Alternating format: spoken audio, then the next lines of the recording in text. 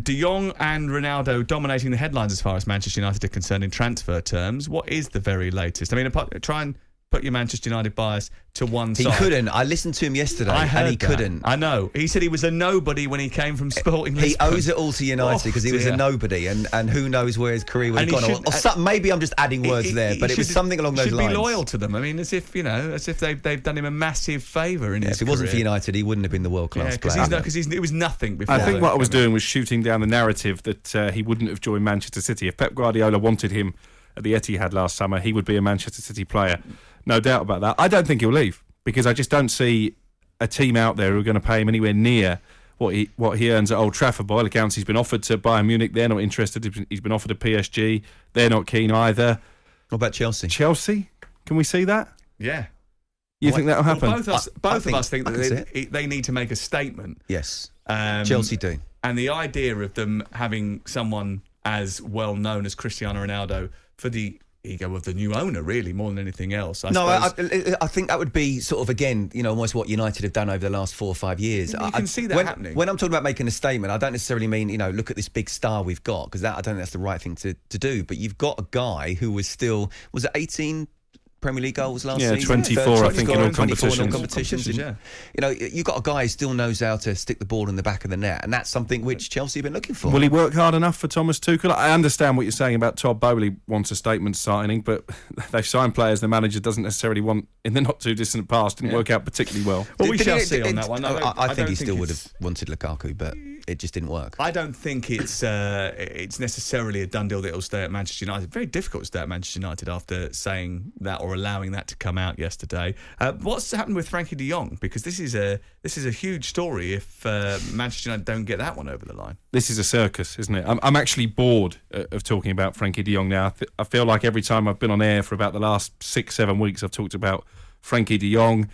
Obviously, comments coming out from the Barcelona president overnight saying they don't want to sell him, they want him to stay, but he'll have to take a pay cut. I think this is just them getting their excuses in for selling him. I mean, we also heard from one reporter that Lionel Messi wasn't going to leave this time a year ago, and he did. So I think Frankie de Jong will still end up at Manchester United, but it's taking a lot longer to get over the line than most Manchester United fans would have wanted. If he doesn't, Crookie, what does that mean for United? Well, it means they're back to the drawing board in terms of the midfield area, and it could have knock-on effects to other targets. And the other reason that I think United fans are a bit aggrieved with the timing of these Ronaldo stories is because part of the problem is that he doesn't believe the club have been ambitious enough in the transfer market.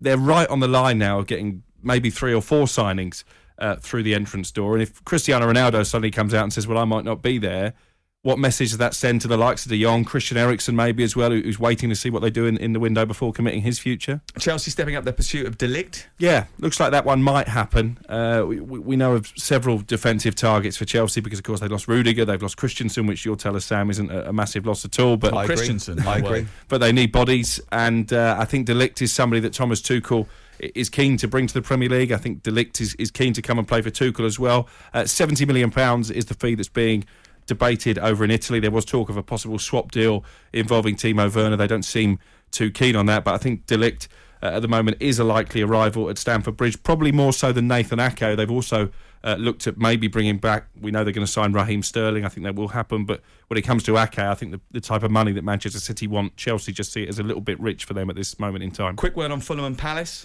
Fulham, Paulinho, player who was also heavily linked with Wolverhampton Wanderers. He is undergoing a medical and set to sign. Is this João Paulinho? Yes, it is. Oh, right. From Sporting. Good player, Yeah, we spoke to Jose Font on the boot room last week about him, and he said he had no doubts that he'd be ready for the Premier League. So you talk about a statement signing for a newly promoted club. I think that's a good deal. That's a great deal. For Fulham. And Crystal Palace may have found their Conor Gallagher replacement. Looks like he's going to get the chance to prove that he has a future at Stamford Bridge, may even feature in the first team next season. They're looking at Flynn Downs. In fact, I'm told that's almost done. Flynn Downs from Swansea. I think this time last year he just signed for Swansea from Ipswich, so quite a meteoric rise for him. All right, good stuff. And we'll see you a little bit later on in the boot room. We appreciate that. That's Alex. And also just on the golf, he's saying he took everything. We've got to go to the news. The real truth. I'll let you tell the story, Scott. Yeah. Did you have to give me money because I beat you at golf? It helps when it's a pairs competition and you're playing with someone who plays off 4. I'll just say that.